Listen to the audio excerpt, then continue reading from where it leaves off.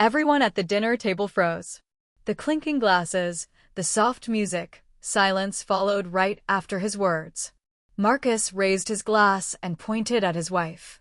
This is what happens when a woman forgets her place. Nia's heart cracked with each laughter, but she didn't cry. She stood up, adjusted her dress, and walked out. No one knew that everything he claimed to own actually belonged to her. Nia Jefferson, 33, brilliant, calm, ambitious. A senior project manager at a rising tech firm. The kind of woman who built quietly and loved loudly. Marcus, charming on the outside, but insecure in the shadows. Laid off 2 years ago, yet still obsessed with appearing like the man of the house. When they first married, Nia believed in partnership. She paid the bills just until he got back on his feet. She co-signed loans to help his business idea. She put his name on things she bought for love. She covered for him when family asked questions. But every sacrifice she made only fed his ego and entitlement. Behind closed doors, complaints replaced gratitude. Control replaced affection. Her success became his humiliation. Nia kept hoping love would heal insecurity. She didn't realize insecurity would choke love instead. Marcus invited everyone, co-workers, neighbors, church associates. Tonight, he said, I'm making an announcement. Nia hoped maybe he got a job. Maybe things were turning around. She spent hours preparing. New dress he barely complimented. Meals she cooked while he bragged to guests. Smiles she forced while he dismissed her opinions. She noticed the drinks kept flowing. And Marcus kept performing for the audience, loud, boastful, trying to appear superior. Every time she spoke, he cut her off. Every time she smiled, he sneered. And people noticed. A colleague whispered, "You deserve better." Nia swallowed tears with her wine. When Marcus tapped his glass, everyone turned. He stood, slurring slightly, and began. Marriage isn't 50-50. The man is the provider, the leader, the reason a woman survives. He continued.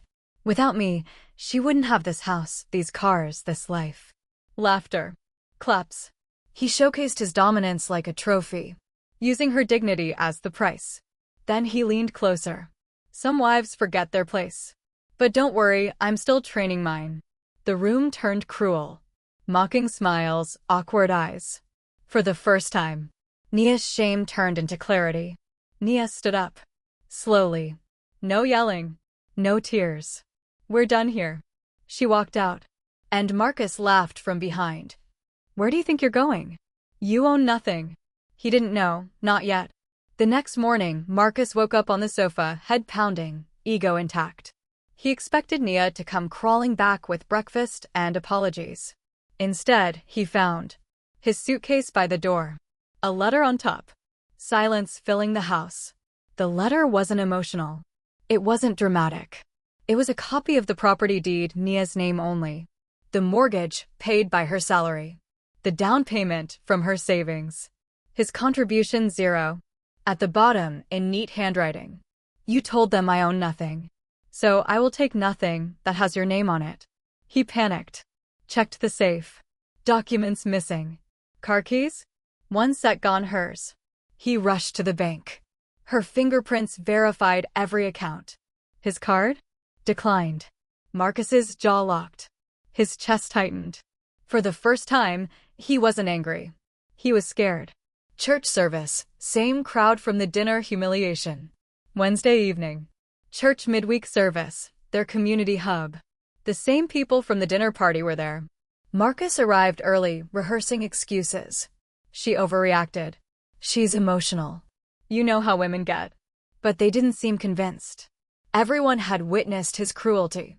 Then, the doors opened. Nia walked in flawless, composed, glowing like peace wrapped in confidence. Not a bruise. Not a tear. Just proof. She greeted a few people, politely. Then spoke with the pastor privately. Minutes later, the pastor asked the room for silence. Nia didn't want to speak, but justice sometimes requires a voice. She didn't insult him. She didn't exaggerate. She simply presented. House deed, her signature only. Car purchase, her receipts. Business registration, her credit, her funds, savings account, her income statements. No yelling, no bitterness, just truth. The same colleague who laughed at Marcus now looked at him with pity. You made a joke out of the woman who built your life? Whispers turned to judgment. Egos that once clapped turned silent. Marcus felt naked, exposed under the weight of his own lies. He stormed out. But now he was the one everyone watched walk away. Within a week, his business loan defaulted. His credit score crashed. His friends disappeared. His parents sided with Nia. Boy, we raised you better than this. He went from ego-driven king to a man without a chair. Meanwhile, Nia flourished. She moved into a modern apartment overlooking the city, joined a women in leadership program, filed for divorce with confidence. She didn't rush into a new love. She focused on a new life. A healthy one. A dignified one. Months later, at a community empowerment event, Nia was invited to speak. She looked out at the audience, women with stories in their hearts.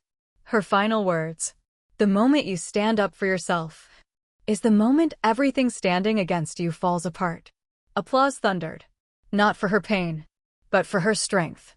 Marcus watched from afar, a silent spectator to the life he could have had. His humiliation became permanent. Her dignity became her power.